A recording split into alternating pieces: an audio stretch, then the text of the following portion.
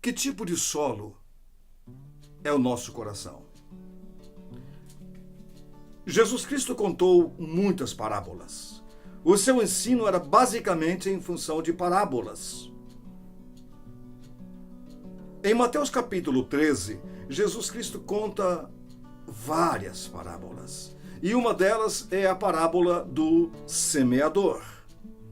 E Jesus disse que o semeador saiu a semear. E ao semear, as sementes caíram em diferentes tipos de solo. Algumas sementes caíram à beira do caminho. Outras sementes caíram em solo rochoso. Outras sementes caíram entre espinhos e outras sementes caíram em solo fértil. As sementes que caíram à beira do caminho foram logo comidas pelas aves. Não tiveram tempo de germinar, não houve tempo para nada. Assim que a semente caiu no solo, as aves comeram. Os discípulos perguntaram a Jesus o que significava isto, que a semente caiu e antes de germinar, foram comidas pelas aves. Jesus Cristo explicou da seguinte maneira: o evangelho é a semente. O solo é o coração das pessoas. E as aves são o maligno. Então, há pessoas que ouvem a palavra de Deus e antes mesmo que essa palavra comece a germinar, antes mesmo dessa palavra causar qualquer tipo de efeito de reação ou interação com o solo do coração da pessoa, o inimigo vem e tira e recolhe aquela semente. Você sabe de uma coisa? Se há algo que o inimigo não quer que você saiba ou que você conheça, é a palavra de Deus. O inimigo não quer que você conheça. Ele não quer que você tenha acesso. E se você tiver acesso, ele não quer que você conheça. Vemos hoje igrejas com louvor, com aquela coisa toda, mas vemos pouca pregação da palavra. O inimigo não está nem aí para o louvor, porque ele sabe que esses louvores de hoje são sem base alguma. Mas ele não quer que você conheça a palavra. Por isto que Jesus Cristo disse: algumas sementes caem à beira do caminho e antes que elas germinem, o inimigo vai e tira aquela semente, recolhe aquela semente para que ela não germine. Porque ele sabe que a semente germinada pode transformar uma vida. Uma vez, eu estava pregando numa praça pública lá em Umuarama.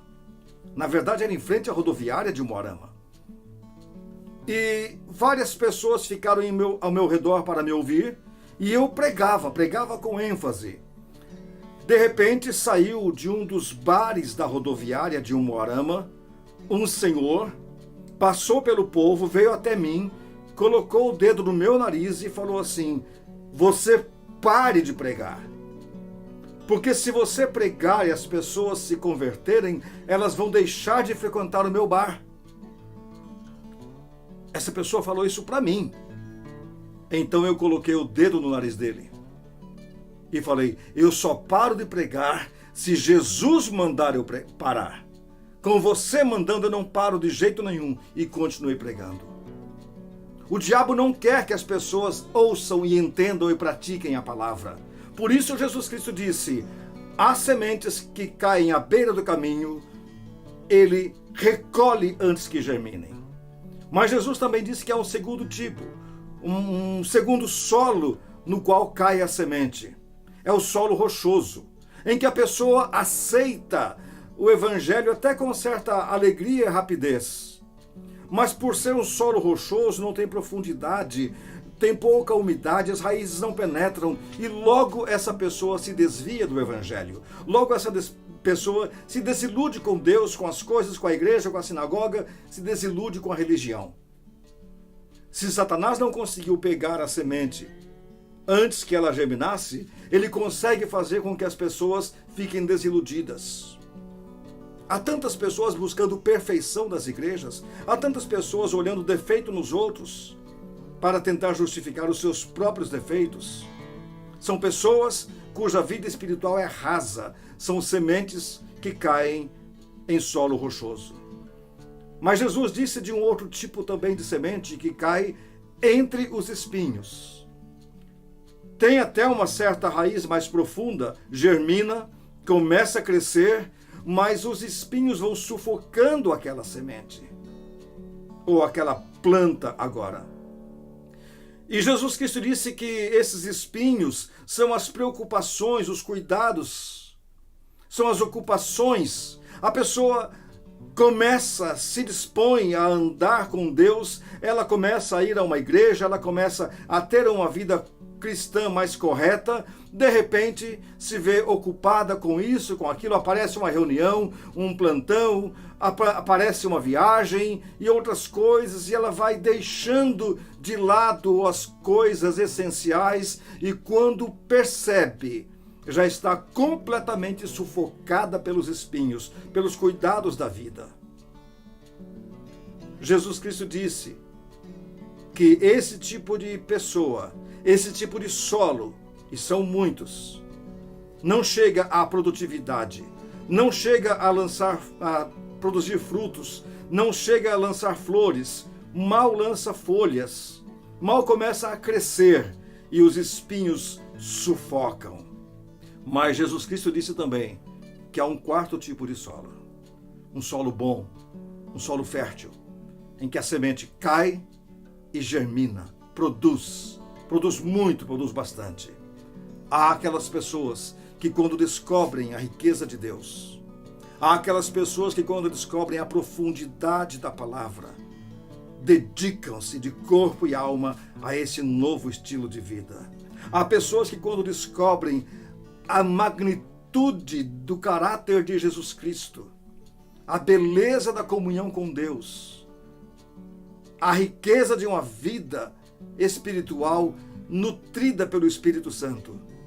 Há pessoas que quando descobrem a perfeição da palavra, se deliciam em tudo isto e fazem com que sua vida seja cada vez mais um buscar e o conseguir e alcançar as coisas de Deus. Uma vez Jesus Cristo estava conversando com a mulher samaritana e seus discípulos chegaram com a comida que tinham ido buscar na cidade, e quando chegaram a Jesus esperaram um pouco e disseram: mestre, nós trouxemos comida para o Senhor. Jesus Cristo disse: eu tenho uma comida que vocês não conhecem. E ele disse: a minha comida é fazer a vontade do meu Pai. É assim que ele vivia. Esse era o prazer de Jesus, essa era a meta de Jesus, esse era o objetivo de Jesus, este era o estilo de vida de Jesus. Isto é uma semente que cai num solo fértil. Não deixe que o evangelho na sua vida seja sufocado pelos espinhos, não deixe que a falta de solo impeça que sua raiz vá lá para dentro e busque a umidade. Não deixe que Satanás tire a semente plantada no seu coração. Pelo contrário, faça com que essa semente germine e produza muitos frutos. Você teve acesso ao que há de mais importante e mais poderoso, que é a palavra de Deus. Você tem acesso ao livro dos livros, o livro inigualável, um livro que foi atacado por tantos reis, por tantos poderosos, por tantos tiranos e nunca foi destruído. Você tem acesso ao livro cujo conteúdo é mais doce do que o mel. Você tem acesso ao livro cujo teor é mais puro do que o ouro refinado. Você tem acesso à palavra que é martelo que esmiuça a penha. Você tem acesso a um livro que é capaz de discernir os pensamentos e propósitos do coração. Não deixe que esse livro fique infrutífero. Não deixe esse livro guardado na cabeceira de sua cama. Não deixe esse livro aberto no Salmo 91 como se fosse um amuleto. Não deixe esse livro colocado em qualquer canto da sua casa. Coloque esse livro na sua mente, coloque esse livro no seu coração. Faça como disse o salmista: guardo no coração a tua palavra para não pecar contra ti. Lâmpada para os meus pés é a tua palavra e luz para o meu caminho. Faça com que essa semente produza muito, bastante. Descubra a profundidade da palavra de Deus. Eu tenho pesquisado esse livro há décadas. E cada vez que eu pesquiso, cada vez que eu estudo, cada vez que eu leio, eu fico ainda mais fascinado pela perfeição desse livro. Eu já li os livros de Nostradamus, aquelas supostas profecias de Nostradamus, que de profecia não tem nada. Nada. Agora, quando você lê as profecias da Bíblia, fica assim pensando, gente, isto é impressionante, a perfeição dessas profecias, como se cumpriram, estão se cumprindo e ainda se cumprirão ao pé da letra de maneira precisa. Imagine você, todas as sequências dos impérios mundiais, Daniel viu isso antes que elas acontecessem. O nascimento de Jesus, a maneira como ele entrou em Jerusalém, a maneira como Jesus morreu, a lança no lado do corpo de Jesus, a traição a que ele sofreu, tudo isto profetizado séculos antes de acontecer. Quando nós descobrimos o poder dessa palavra, quando nós descobrimos o valor dessa palavra, quando nós entendemos que essa palavra é poderosa, damos a ela outro valor. Jesus Cristo disse, vós já estáis limpos pela palavra que vos tenho falado. Por isso que o inimigo não quer que você entenda a palavra. Por isso que o inimigo não quer que você frequente uma boa igreja. Por isso que o inimigo coloca esses telepastores pregando porcarias na TV para você pensar que todo pastor só ensina bobagem. Não, existem muitos pastores bons, existem muitas pessoas corretas ensinando a pura doutrina. Por isso que o diabo não quer que você aprenda. Porque ele sabe que se você aprender, se você entender, e se você deixar essa palavra brotar no seu coração, você será um outro homem e não dará mais bola para as armadilhas que o diabo coloca na sua frente ou para as coisas que ele oferece. Faça do seu coração um solo fértil. Faça com que a palavra que você tem recebido germine, brote, e você verá que Deus fará proezas em você e através de você.